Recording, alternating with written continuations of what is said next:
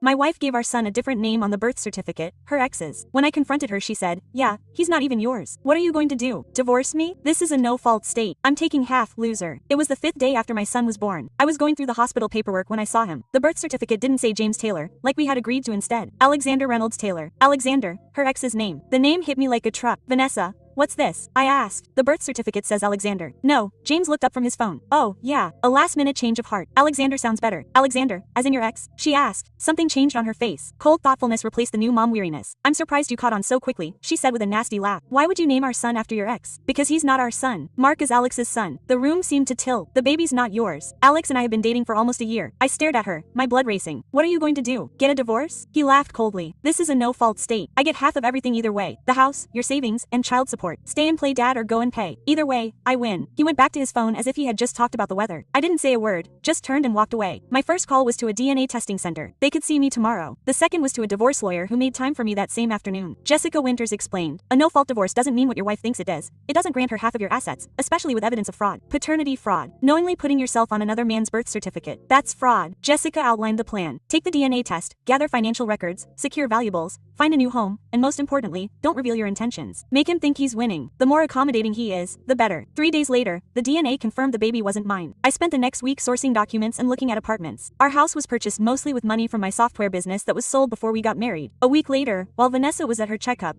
I put the plan into action. The movers arrived at 9 a.m. and efficiently packed my belongings.